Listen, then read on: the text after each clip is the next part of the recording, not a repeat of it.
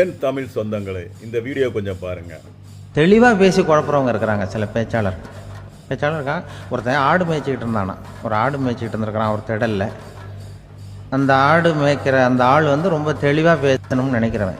அவர்கிட்ட போய் கேட்டிருக்கான். அந்த ஆள்கிட்ட போய் ஒருத்தன் கேட்டான், மந்தையில் எத்தனை ஆடுப்பா இருக்கு அப்படின்னா. அப்போ அவன் சொன்னான், ஆடு மேய்க்கிறவன், சார் எதையும் தெளிவாக கேட்கணும், நீ கருப்பாட்டை கேட்குறியா வெள்ளாட்டை கேட்குறியா அப்படின்ட்டுருக்கான். கருப்பாடு அது ஒரு 50 இருக்குது அப்படின்னா. சரி, வெள்ளாடு எத்தனை இருக்குது அப்படின்னா, அதுவும் 50 தான் இருக்குது அப்படின்றான். இன்னும் ரெண்டும் ஒரே ஆன்சர் தானே சொல்கிறான் அப்படின்னு சொல்லி, சரி இந்த ஆடெல்லாம் எவ்வளவு புல் சாப்பிடும் ஒரு நாளைக்கு சார்? மறுபடியும் தெளிவாக கேளுங்க, கருப்பாடா வெள்ளாடா? கருப்பாடு அப்படின்னா 10 கிலோ சாப்பிடும். சரி, வெள்ளாடு அதுவும் 10 கிலோ சாப்பிடும். ரெண்டுக்கும் அதே தான் சொல்கிறான்.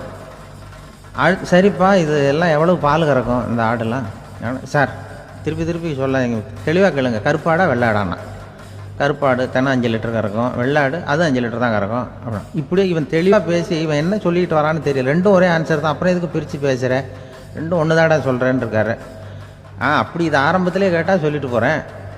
ஏன்னா ஏன் அப்படி தெளிவாக பிரித்து கேட்குறேன்னா, அந்த கருப்பாடெல்லாம் எதிர்த்த வீட்டுக்காரனுக்கு சொந்தம் அப்படின்னா. சரி, வெள்ளாடு அதுவும் எதிர்த்த வீட்டுக்காரனுக்கு தான் சொந்தம் அப்படின்னா. இப்போ என்ன பேசினா தெளிவாக பேசி குழப்பிக்கிட்டு இருக்கான்னு அர்த்தம்.